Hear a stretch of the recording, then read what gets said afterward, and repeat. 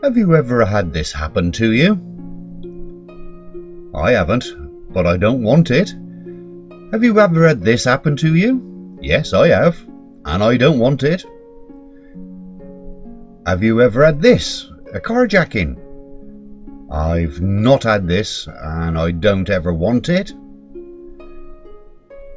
This is a carjack, and they'll end up doing this, or this. I've got the answer for you here.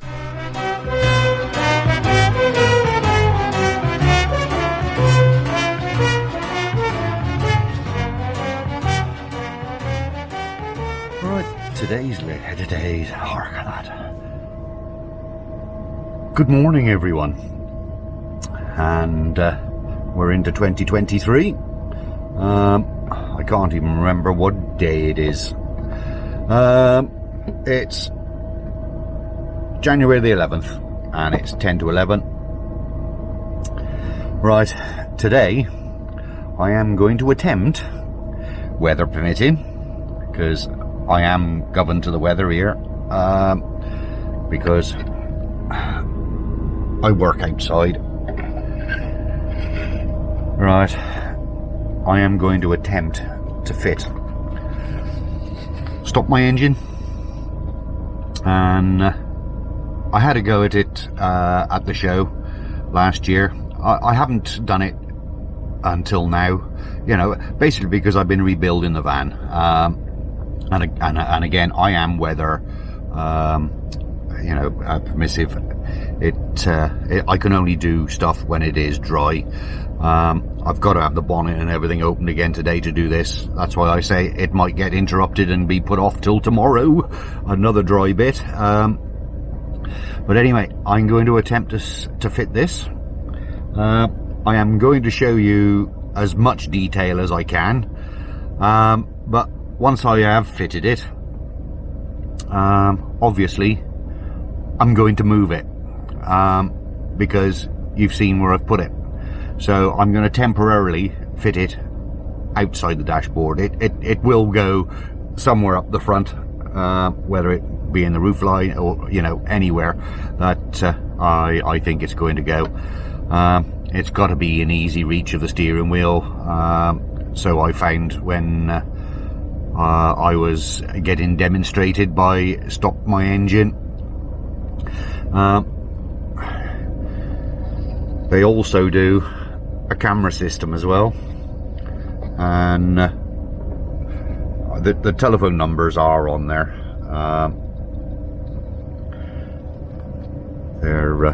They're both the same numbers. Well, that one's not. The landline number's the same, but the mobiles are different. But anyway, today it's StopMyEngine. Obviously I've opened the box because I'm getting old and I have to refer to the destructions. So in the box is the device. It is so small. Cigarette lighter, it is small. I'd say it's just a little bit larger than boxing matches, and it is only a 5-wire device. And reading the instructions, there is a remote switch. If you do put it in a position where you can't reach that button, there is a remote switch that they've provided with a cable, zip ties, shrink wrap. They put everything in the box. Fair dues. But anyway, let's put that back there. And there's a five-wire device, it says. So if I go straight to the little picture, and it's as simple as that. That's the alternative input switch, which I just shown you, the little switch. You can take the 2 wires away from it, and the main 5 wires are feed in, feed out, horn, ignition, and ground, earth. So in theory it should be as easy as that. So the ignition and the earth and the ground and the horn are going to be the simple ones. The in and out are going to be the difficult ones. because you interrupt something like your fuel pump is the best, or the ECU. I'm not going to attempt to do the ECU, but the fuel pump is inside the tank on these, so I should be able to trace the cabling back to under the bonnet. So I'm going to have a go. Look, it's all right. I've got the heater going. It's bloody cold. I've got the heater going, and I've got the engine running because the van battery had dropped down too low again because there's no solar, and everything's drawing on the van. So anyway, I can go and have a go at this. Yeah, StopMyEngine has 5 wires: black to earth, pink to ignition, white to horn, the horn positive side, the green to interrupt cut, right? The green one, which refer back to there, is the in. Alright, where'd I get to?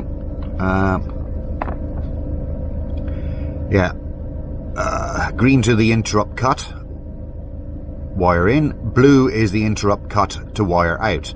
So when you cut it, you've then got 2 loose ends.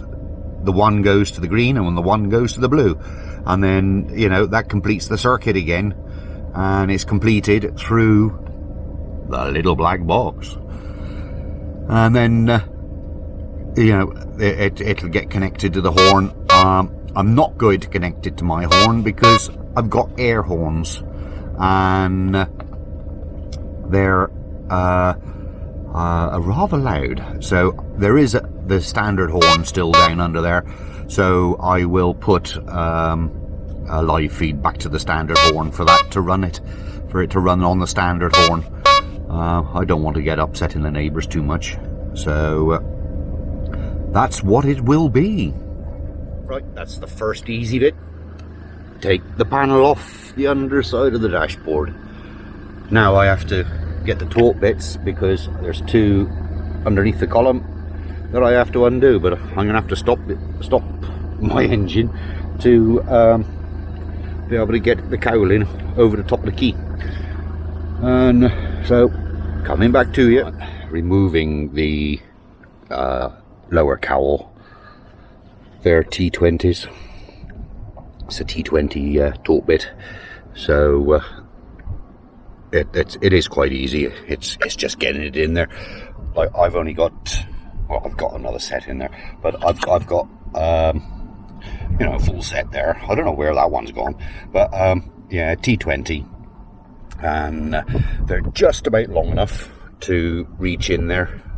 And if it was another couple of mil deeper, then I would have had to got a thinner like the screwdriver one. I think I got a set of screwdriver ones in the house somewhere, or in the shed, I expect. That's the advantage of being in a camper as well. You make your own cup of tea. There, this is the right-hand mug. So when I'm, as you can see in the window, look, it's facing away from me when I'm drinking because I'm right-handed. So right, there's the bloody neighbours again, nosy neighbours. Oh look, that just fell out. Oh, it looks a bit soft. I don't know. Oh, I found the other half of him now. That'll do. Right, so now all the ignition is on this side, so I gotta interrupt that now. Don't think I do interrupt it, I just break into it and solder a bit in. So carry on. I got that far, now it decides to start to rain. I did manage to drink my cup of tea and eat my biscuit, I found. So I'll be back. It'll be seconds for you, but I'll be back as soon as it stops bloody drizzling. I think it's supposed to stop this afternoon. It's 12 o'clock now. We're supposed to have a fair storm go through, and then after that I'll come back out.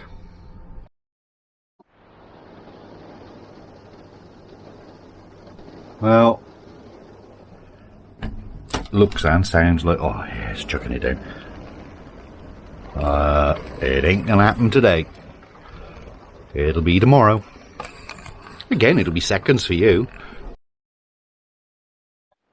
Well, I counted out yesterday altogether, and today the sun's out. Look, shadow. But the alarm's going off again because the van battery is low. It's this front one it is.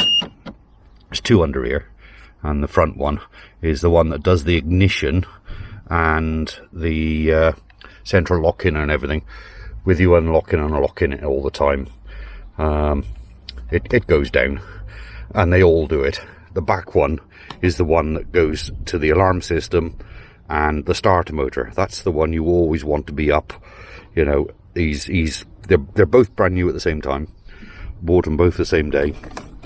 And anyway, I'm back on installing this thing, and I only just come out, so I'm getting myself sorted, and I'll catch you in a min.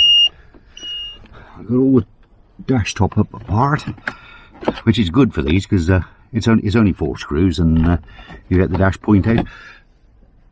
Transits come as standard with a cigarette lighter inside the top glove box, and I also changed it, and I put tapped off the same feed, a USB double socket, which then I put a switch in as though the USB socket is switched.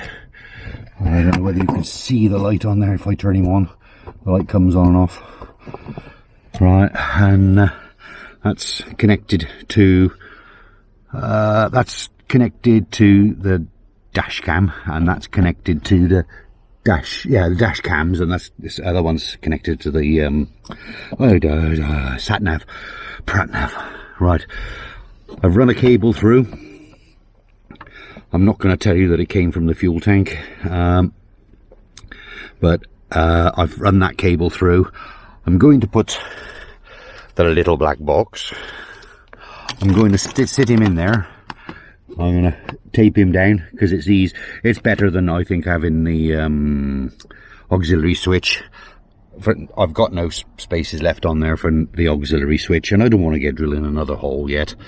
I did make that to carry my spotlight switches and the strobes and whatever. So anyway, I'm going to stick him in there, and it'll be easy enough to get to. So that'll either in that one or down that one. I think it's easier in that one because I never use them for anything else. Never. You can tell how windy it is. It's blowing that door open and closed, look. And as luck has it, it's come in from that way, I think. No, it's coming from the south, so it is coming in behind me. I think a lot of it's because I got this door open and it's blowing it in. But anyway, I've got it all down there. So to me, I don't really care if you do know where it is, because if you try cutting the cables, it's just going to immobilize it anyway. So unless you know the code to type in to disarm it, you know, it's not going to happen. Cut the cables, it'll just isolate it totally, and the van won't go at all. So, you know, I could have put those 2 wires and hidden that away somewhere, but I just don't see the point because it ain't going to get tapped into.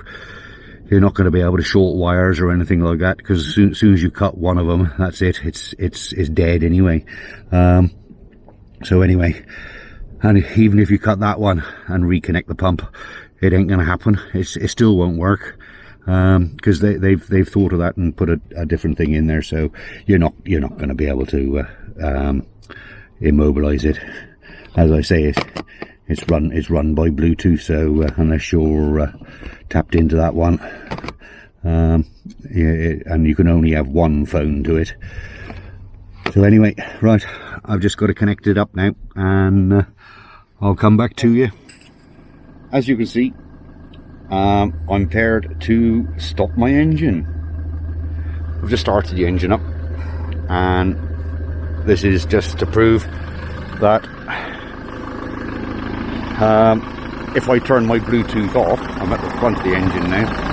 If I turn my Bluetooth off, I've opened up on it so you can hear it better. Right, well, I've just turned it off.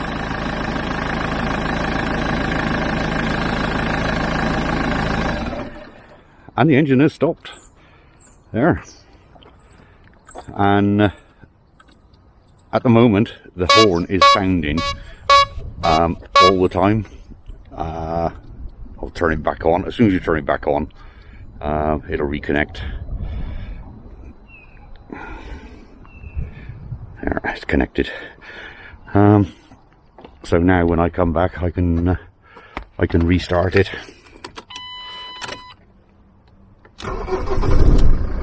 Right, it's running now, and I will do it again by turning off my Bluetooth.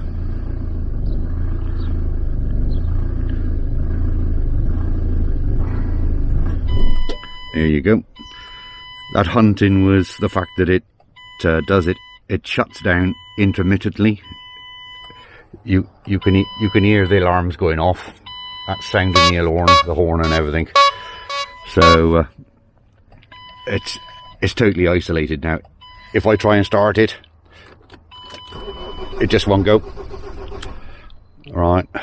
So if I turn my Bluetooth back on, my Bluetooth is back on.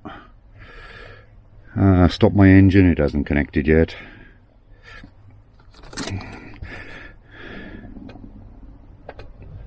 There, connected. Right, now it should start. There you go.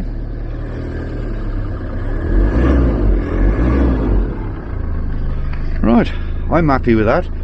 Right, now I've done it. Right,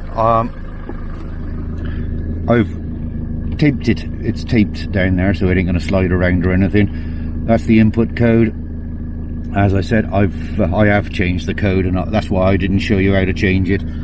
But it does come with a very good 3-page instructions telling you exactly how to do the hijack, how to do it, turn it off for when you take it in for service and you leave the vehicle without your phone. It'll tell you how to do that. I just turned the bloody Bluetooth off. That's why it stopped. There, right. Let's shut that down. Yeah, so it tells you in there how to turn it all off. For if you take it in for service, or if you lend your vehicle out to someone, it tells you how to disarm it, and it'll stay disarmed. They advise you not to do it too long, it says, but I don't know whether that's a security factor or whatever. But if you lend the vehicle out, they can carry on using it as normal. So it to me, it's an asset. It's a good thing. That's why I fitted it. I'm pleased enough with it. I can put it all back together now. So there you go. That's all done. I can shut all that down.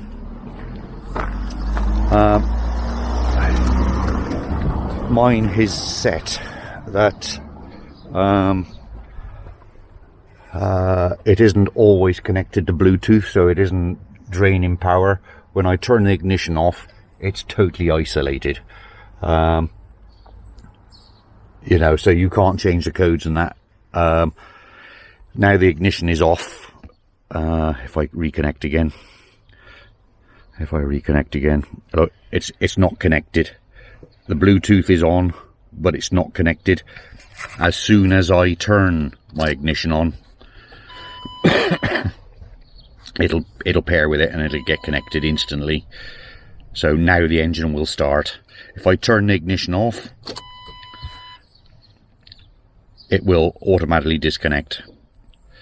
There you go. So it's as simple as that. It's an ingenious little idea,